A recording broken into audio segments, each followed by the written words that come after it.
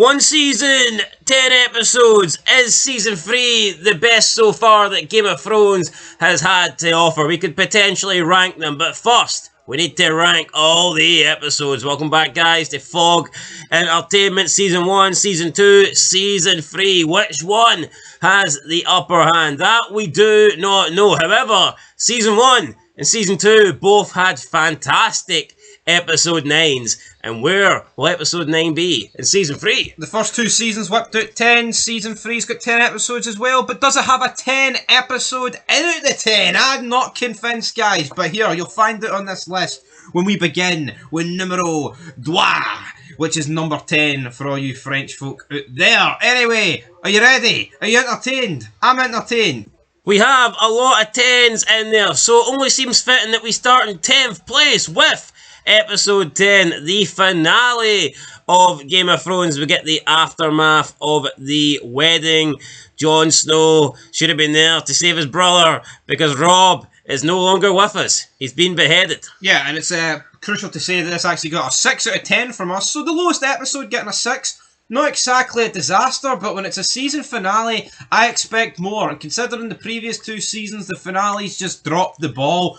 And you know why they dropped the ball? Because it always focuses around Daenerys, man, and no one cares about Daenerys. Yeah, the finales always seem to end with Daenerys. That's what we got here. Obviously, we got the aftermath of Robb's death, but he's already dead. Jon said goodbye to Ygritte.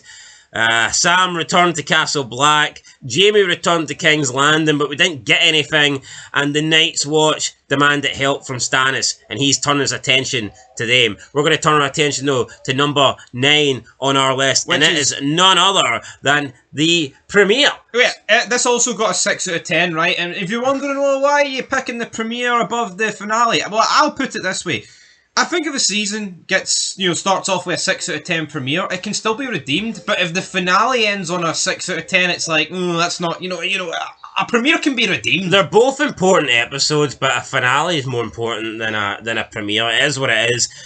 This one was called Fala Dorius. Jon was brought before Mance Rayder. So you can't win a race at the start, but you can win it at the end, correct? Yes, you can. There we go. Basically, Jon spent the entire season with the with the wildlings. Tyrion asked for a reward after helping, win the Battle of Blackwater, and Littlefinger offers Sansa a way out. So, I mean, it was a decent start, but nothing ground-breaking. We go into number 8. Dark Woods. This was episode 2 of season 3, of course. In this episode, we see Gendry, Hot Pie, and Arya meet the Brotherhood. The Brotherhood didn't do much for me. You've also got Jaime and Bran of Tarth having that battle on the bridge at the end, which I thought was a pretty good scene. But I mean, all in all, it's just one of those episodes where it's like, you know what, you're simply above the premiere and the finale because you're least important, but you got the same rating, so there you go. We also had Sansa confessing her true feelings about Joffrey to Margaery, basically telling her that I hate your future husband. Which, I mean, I don't blame her. Sansa's got a lot of reasons to hate Joffrey. Also, we did see the meeting of Bran and the Job Squad meeting Jojen and Maria Reed. And by the way, man, what is the actual need for them to meet the Reeds? 8 episodes of that in a season. Garbage! Up next, though, in 7th spot, we get episode 7.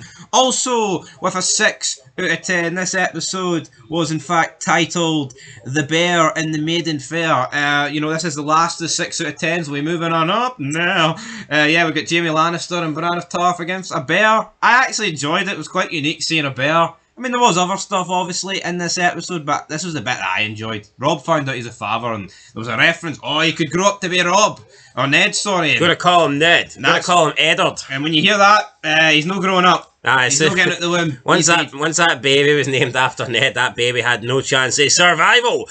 Arya runs away for the Brotherhood. Daenerys arrives at Young Kai. Anything to do with Daenerys, I think, is just a waste of time. Waste of screen time. It drags the rating down 100%, so we got that. And Jon and the Wildlings continued on. Right, we'll continue on to number 6, and it is episode 5, Kissed by Fire. And the main thing about this one for me was the bathtub scene. Well, I mean, don't really feel like calling it a bathtub. It's like a jacuzzi. Yeah, but the bath scene between Jaime and Brianna Tarth, and he explains the story about the Mad King and how he took down the Mad King, and the Honourable Ned Stark never really seen it from Jaime Lannister's point of view. Jaime Lannister thought he was saving everybody, and I guess he was. He was ordered to kill his father. He was ordered to allow thousands of people to burn, and he just didn't want to do that, so he put the Mad King down, and I thought this was a really good scene. We also seen Rob's army fall apart with the killing of Karstark, so I mean that. Yeah, that's when Rob lost the war, pretty much. Pretty much. Also, it was a 6.5 out of 10, a 0.5 increase. Are you ready? Yeah, ready. Let's move in then to the top 5. In this one, we've got episode 6, the wall climb. Climb the wall. We've got the climb of the wall, another 6.5 out of 10. Like the bear episode, it was unique. You know, you actually had like we've seen the wall in action, right? It's one thing looking at the wall, but the reality is you could open your fucking freezer and look at a block of ice. Yeah. So actually seeing them scale it was cool. Yeah, the Brotherhood also sold Gendry to Miss Landry in this episode, and the Brotherhood was supposed to be a brotherhood, but they sold it for cash, didn't they? And Black magic. Arya wasn't too happy about that. Tyrion told Sansa about their engagement, and she also was not happy about that either. So a lot of unhappy. Wasn't a good episode for the Stark. Wasn't a good season for the Starks. When is it ever a good episode for the Starks? True. Starks never seem to have any luck. But let's see if we've got any luck with number 4 on our list, and it is episode 8. This one was called Second Sons. 7 out of 10. Yeah, 7 out of 10 rating we gave it. We got a successful marriage with Sansa and Tyrion.